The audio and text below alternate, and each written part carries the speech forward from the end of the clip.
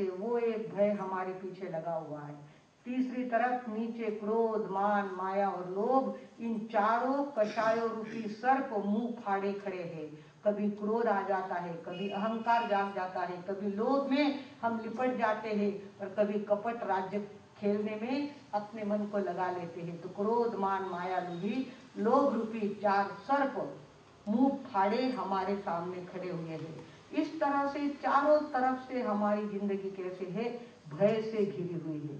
चारों तरफ भय से घिरी हुई है। यहाँ से घर जावे तब तक की भी गारंटी नहीं। हम चले और बीच में कहीं बम स्फोट हो गया तो लेने के देने पड़ जाएंगे, कहीं एक्सीडेंट हो गया तो लेने के देने पड़ जाएंगे।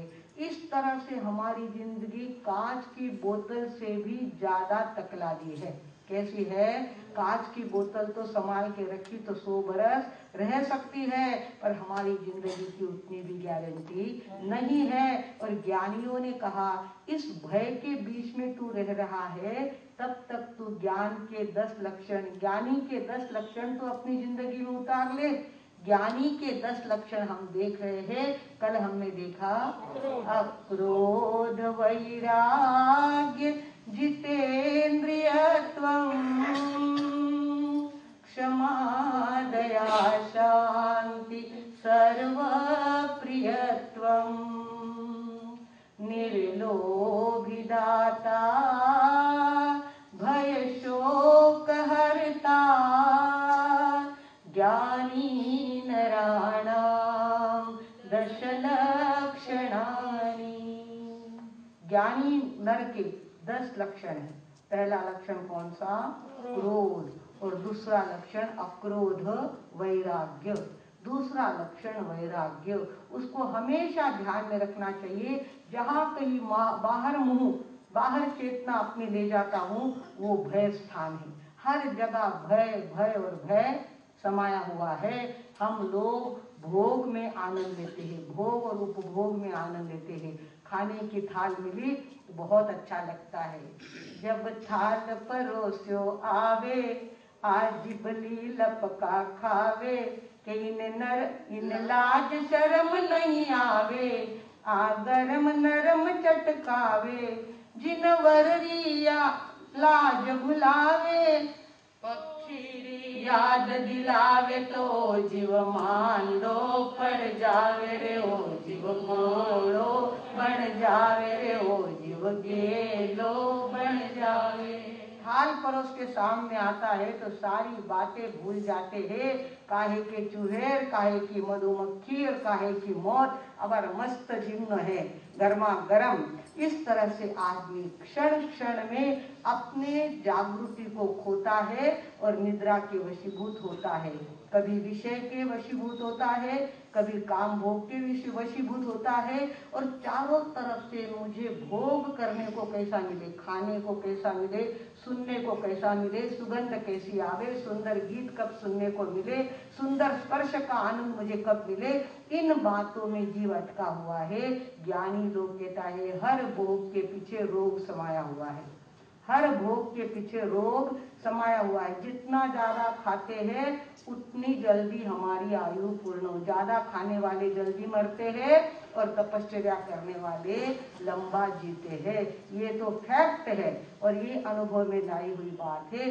जितना कम खाएंगे, उनोदरी करेंगे, उतनी तबीयत अच्छी रहेंगी। और पेट के ऊपर 2 ग्रास ज्यादा खाए, खाने के बाद भी बेचैनी होती है और आंतों पर वजन पड़ता है, तो उसके कारण से उसके जीने की संभावना भी कम होने लगती है।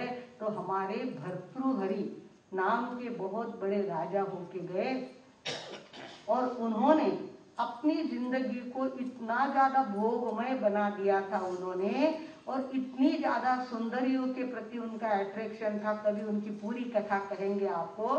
इतना ज्यादा अट्रैक्शन था श्रृंगार रस के प्रति कि सुंदरियों की आंखें, सुंदरियों का रूप, सुंदरियों का रंग आदि के प्रति उन्होंने एक एक श्लोक बनाए, ऐसे श्लोक बनाए। और श्रृंगार शतक नाम का ग्रंथ उन्होंने तैयार किया। श्रृंगार शतक का ग्रंथ कोई पढ़े तो बैरागी से बैरागी, साधु से साधु हो तो भी उसका मन डिगे बिना नहीं रह सकता। ऐसा श्रृंगार शतक उन्होंने बनाया था। और उनके जिंदगी में ऐसा प्रसंग आ गया कि पूरा ही राग उनका निकल गया, पूरा ही अट्रैक्शन खत्म हो गया और वैराग्य में उपस्थित हो गए, तो उन्होंने वैराग्य शतक लिखा। जैसे श्रृंगार शतक लिखा, ऐसे वैराग्य शतक, वैराग्य के 100 श्लोक ऐसे लिखे कि चाहे जैसा श्रृंगारिक आदमी, चाहे जैसे भोग में लिपटा हुआ आदमी, अगर वो वैराग्य शतक पढ़े और उसको वैराग न आए, ऐसा हो नहीं सकता। ऐसे वैराग्य शतक का एक श्लोक आज आपके सामने हम प्रस्तुत करेंगे। आज का हमारा विषय कौन सा है? वैराग्य।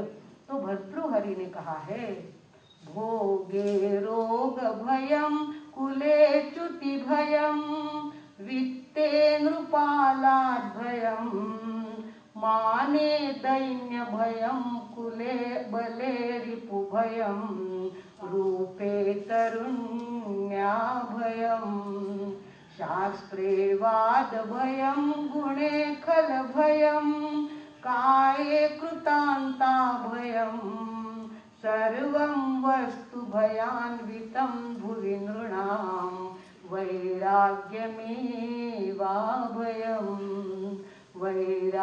वैराग्यमेवा भयम।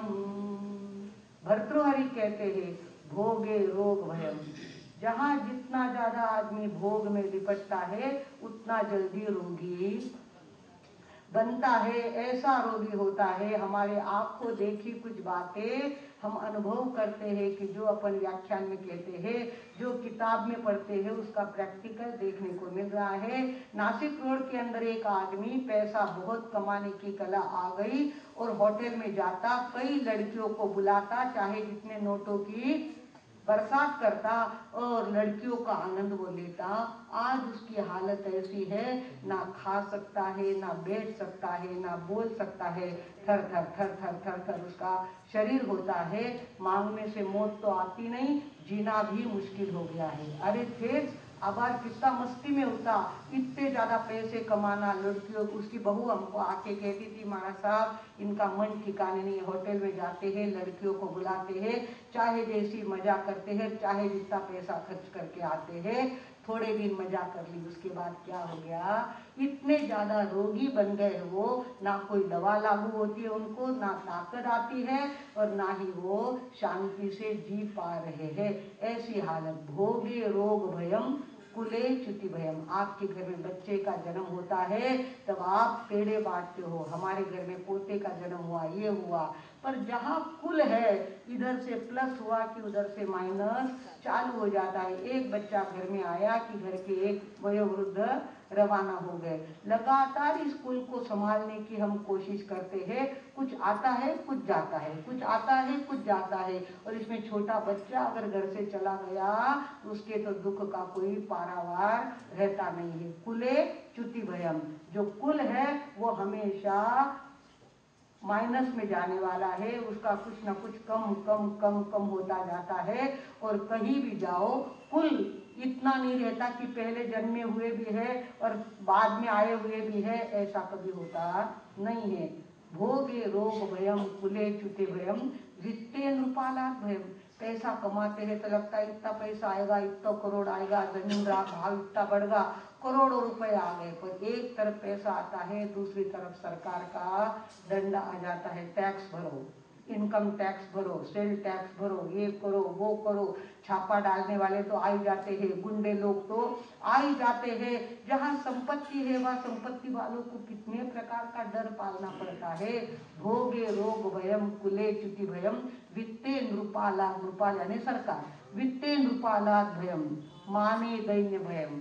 और जो अहंकार की अपनी पोज बना करके चलता है, उसके अहंकार को धक्का देने वाले कितने लोग बैठे, याला एकदा दाग खोलत पाहिजे, याला एकदा धक्का दिला पाहिजे, हात तोंड घशी खाली पडलाच पाहिजे। इस प्रकार जो अहंकार में फूलता जाता है, उसके अहंकार को तोड़ने वाले कितने लोग बैठे हैं। और देखते देखते अगर परिस्थिति बदल गई, ऊपर से नीचे आ गए, तो कहीं भी मुंह छुपाने को जगह